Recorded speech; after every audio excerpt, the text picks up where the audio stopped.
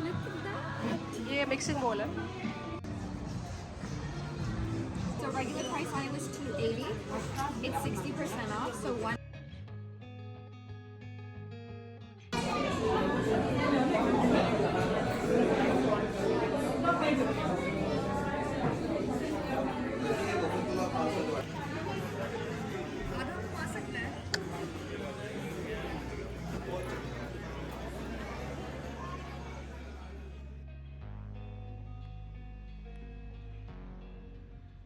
बिस्मिल्लाहिर्रहमानिर्रहीम, अस्सलाम वालेकुम। क्या हाल है? उम्मीद है कि सब खैरियत से होंगे, खूब मज़े में होंगे। और जी, कनाडा लवर्स के लिए तो बड़ा ही मज़ेदार मौसम है।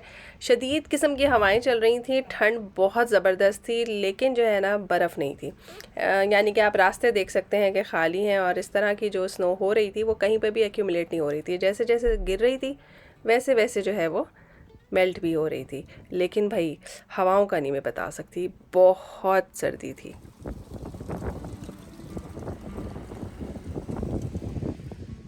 जी, जो लोग मुझे कहते हैं कि आउटडोर्स की बहुत सारी वीडियोस आप शेयर किया करें, आज वो बड़े खुश होने वाले हैं, क्योंकि आज मैं बहुत टाइम के लिए बाहर ही फिरने वाली हूँ और आप लोग इंशाल्लाह ताला बहुत इन्जॉय करेंगे। और जी, जिनके घर में पेट हैं उन्होंने हर हाल में उनको लेके बाहर निकलना है, चाहे मौसम कितना भी ख़तरनाक हो, सर्दी हो, गर्मी हो, ये अपने कुत्तों को लेके बाहर ज़रूर निकलते हैं। क्योंकि आपको पता है कि जानवरों को जो है ना वो बाहर वॉक कराना और थोड़ी सी एक्सपोजर की ना उनको बहुत ज़रूरत होती है। तो ये अच्छी खासी ड्यूटी होती है भाई, जिसके पास कुत्ता होता है वो काफ़ी मेहनत करता है। और जी, यहाँ पे वीकेंड कुकिंग स्टार्ट हो गई है, ताकि पहले से ही कुछ पका के रख लिया जाए और छुट्टी के दिनों में मुझे कम से कम लोग तंग करें। जब हम दुबई में होते थे ना, तो थर्सडे लास्ट डे होता था जिस पे मैं खाना पकाती थी। उसके बाद फ्राइडे सैटरडे में हम कुछ नहीं पकाते थे, क्योंकि हम घर से बाहर ही फिरा करते थे, तो कुछ खा लेते थे बाहर। तो बस ये बड़ी आसानी होती है और सहूलत होती है कि अगर आपको हलाल खाना मिलता हो और हर तरह की वैरायटी है, रीज़नेबल प्राइसेस पे भी है, तो आप बाहर से आराम से खाना खा सकते हैं। लेकिन यहाँ पे ये है कि आप जितना मर्ज़ी फिर लें, तो एंड में आपने वही चीज़ पिज़्ज़ा खाना है या शवारमा खाना है।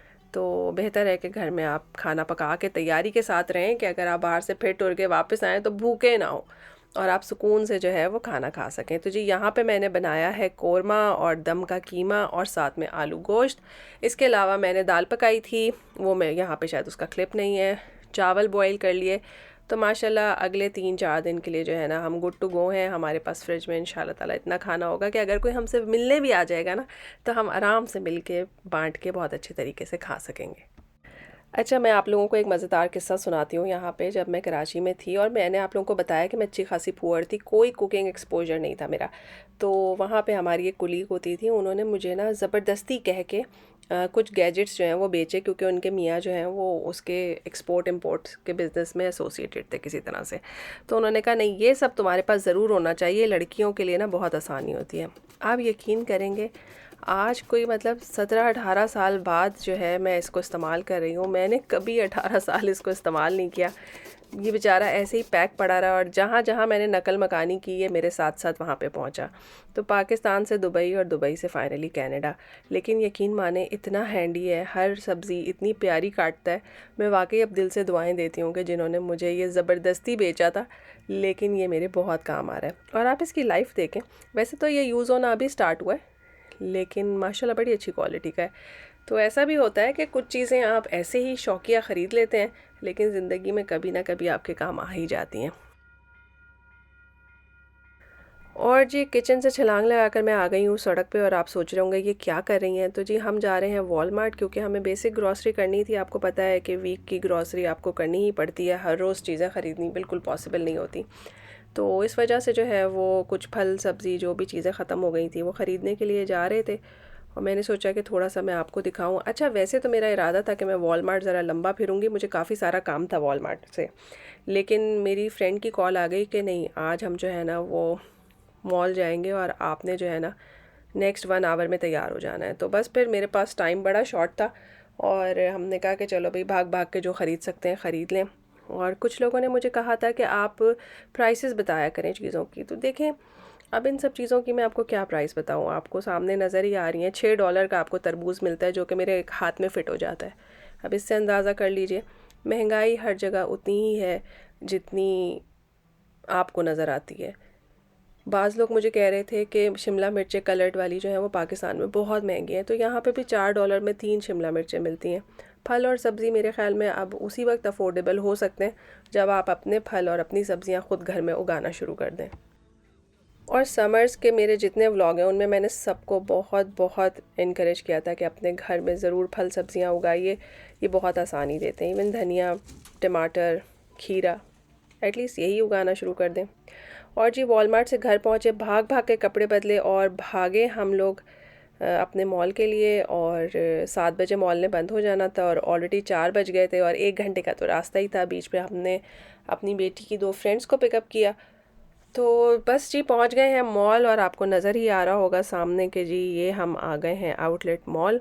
अच्छा, एक बड़े मज़े की बात बताती हूँ। जब मैं नई नई कनाडा आई थी ना, तो मैं तो दुबई से कनाडा मूव हुई थी, तो ये वाले मॉल की जी बड़ी तारीफ़ें की गई। और जब मैं देखने आई, इतनी ठंड थी। अब आप सोचें, इतनी ठंड में आप इतनी खुली जगह पर, और हर मतलब शॉप में आपको घुसना है, निकलना है, फिर दूसरी शॉप पे जाना है।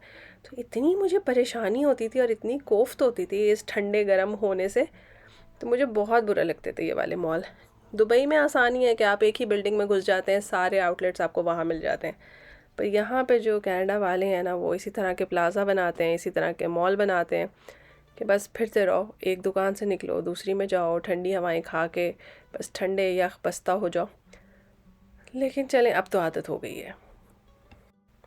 अब यहाँ पे मैं आपको सिर्फ शॉप्स दिखाऊंगी और अगर आपको जो प्राइसेस नज़र आ जाती हैं उससे आपको आइडिया हो जाएगा कि प्राइस रेट क्या चल रहे हैं।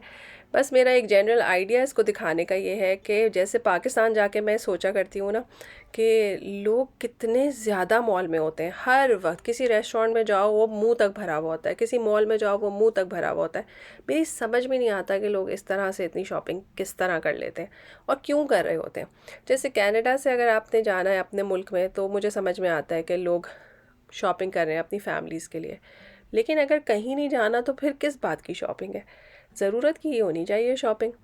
तो खैर आप यहाँ पे भी देख लीजिए कि इस हिसाब से रश था कुछ स्पेसिफ़िक ब्रांड्स पे कि जैसे वहाँ पे मुफ्त चीज़ें बट रही हैं और लोग इसी तरह से ख़रीद रहे थे। तो मुझे यही आइडिया हुआ कि शायद सबका जो है वो अपने अपने मुल्क जाने का इरादा है और सब चाहते हैं कि कोई अच्छे अच्छे से गिफ्ट ख़रीद के जो है ना अपने प्यारों के लिए लेकर जाएं।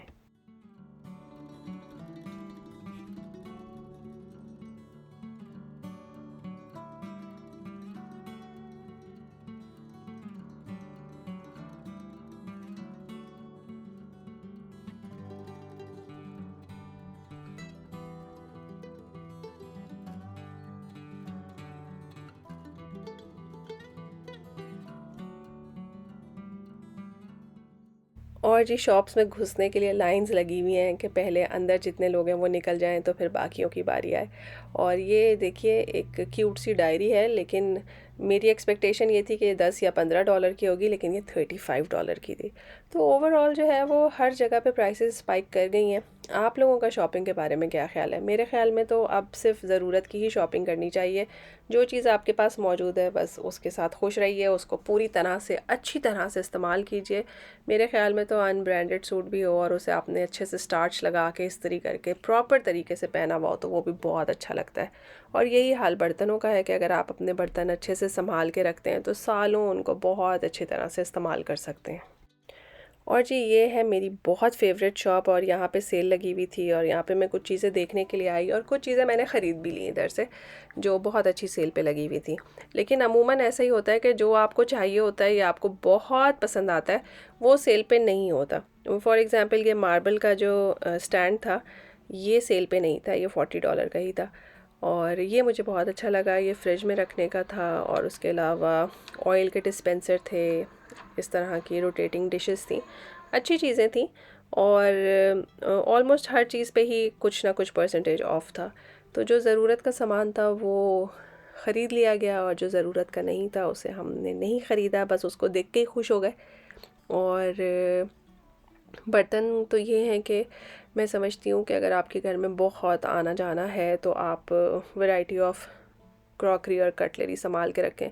लेकिन अगर आपके पास कम आमदोरफ्त है लोगों की और जो आते हैं वो बहुत ही करीबी लोग हैं, कोई फॉर्मल डिनर्स नहीं होते, तो बस फिर मेरे ख़्याल में ज़रूरत के हिसाब से ही अपने बर्तनों को चेंज करना चाहिए। हाँ, लेकिन अगर आपको कोई ऐसी डील नज़र आती है, कोई ऐसी चीज़ नज़र आती है जो बहुत सस्ती लग गई है, जो नॉर्मली नहीं होती, तो फिर वो ख़रीद के रख लेने में कोई बुराई नहीं है। एक ज़माना था मैं बहुत सारे ऐसे काम करती थी कि छोटे छोटे से बर्तनों के सेट जो हैं वो ख़रीद के रखती थी, तो अगर आप किसी से मिलने जाते हैं तो बहुत आराम से जो है वो उसको गिफ्ट में दे सकते हैं।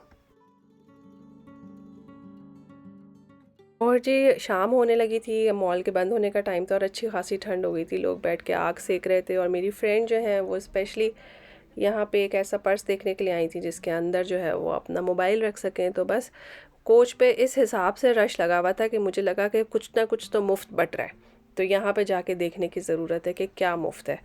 तो ऑब्वियसली कुछ भी मुफ्त नहीं था, तो बस मैं हंसती ही रही। मैंने कहा देखो कहीं भी कुछ भी मुफ्त नहीं है, उसके बावजूद माशाल्लाह लोग कितनी रौनक लगा के रखते हैं। तो बहरहाल हम जो ख़रीदने के लिए आए थे, मैं अभी आपको दिखाती हूँ। और ये देखें आप, राइट साइड पे पूरी लाइन आपको नज़र आ रही है लोगों की कि जो कि पेमेंट करने के लिए खड़े हुए हैं। और हम जो हैं वो जो ढूंढने के लिए आए थे उसमें हमारे पास सिर्फ 2 ही ऑप्शंस थे, एक ब्लैक कलर का और एक ब्राउन कलर का। तो अभी मैं आपको दिखाती हूँ, ये है वो पर्स जो हम लेने के लिए आए थे। और हमने जब इसकी प्राइस चेक की तो इसकी प्राइस थी $260। हालांकि 179 और $150 में बड़े बड़े पर्स भी मिल रहे थे, पर आई डोंट नो ये जो है वो इतना महंगा क्यों था। और ये सेल पे लगने के बाद भी जो है वो अराउंड $150 का पड़ा, जो कि मेरे हिसाब से तो बहुत ही अनरीज़नेबल है। आप लोग बताइएगा कि आपको ये प्राइस कैसी लगी। अच्छा, मुझे किसी का मैसेज आया हुआ था जो मैं लास्ट व्लॉग में बताना भूल गई, मुझे याद नहीं आ रहा था कि वो एक्चुअल मैसेज क्या था। तो किसी ने मुझसे पूछा था कनाडा में आना और रहना किस तरह से है और आप अपना एक्सपीरियंस शेयर करें। तो देखें जी, मैं कभी लोगों को नहीं कहती कि अगर आप अपनी जगह पे, अपने घर में, अपनी जॉब पे प्रॉपर्ली सेटल्ड हैं और आपको कोई इनसिक्योरिटी फ़ील नहीं होती, तो बस फिर आपको कहीं भी बाहर जाने की ज़रूरत नहीं है। मैं नहीं समझती कि आप लोगों में से किसी को भी जो है वो कनाडा आने की ज़रूरत है, अनलेस कि आपको वाकई ही कोई प्रॉब्लम हो रही है जहाँ पे आप रह रहे हैं। तो अगर तो कोई इस तरह का सिचुएशन है तो फिर ज़रूर आइए कनाडा। मगर कनाडा ये सोच कर आइए कि कनाडा कोई भी लग्जरी लाइफ नहीं है। जब हम दुबई से कनाडा मूव हो रहे थे तो मेरे हस्बैंड के बॉस स्पेशली हमारे घर मिलने आए थे और कह के गए थे कि तुम लोग मत जाओ कनाडा, क्योंकि दुबई लग्जरी लाइफ है और कनाडा बेसिक्स की लाइफ है। तो बेसिक नेसेसिटीज़ पे अगर आप अच्छे तरीके से रहना चाहते हैं तो कनाडा अच्छी जगह है, ज़रूर आइए और इन्जॉय कीजिए, काम कीजिए, खुशबाश रहिए। और जी हम जा रहे हैं बहुत ही ज़बरदस्त और मज़ेदार सी जगह पे खाने के लिए, कराची वाला बन कबाब। मुंह में पानी आ गया ना। अच्छा जी, तो हम बस पहुंच गए हैं 3 फूड स्ट्रीट और यहाँ पे मैं चाहती थी कि मैं आप लोगों को इतनी अच्छी तरह से कैप्चर करके सब कुछ दिखाऊं, क्योंकि इनकी वॉल पे बड़ा ज़बरदस्त किस्म का आर्ट बना हुआ है। लेकिन यकीन करें ये पूरा रेस्टोरेंट इतना मुख्तसर साइज़ का है और इतना रश था, जैसे मैंने पहले कहा, हर जगह पे ऐसे रश होता है कि जैसे चीज़ें मुफ्त बट रही हैं।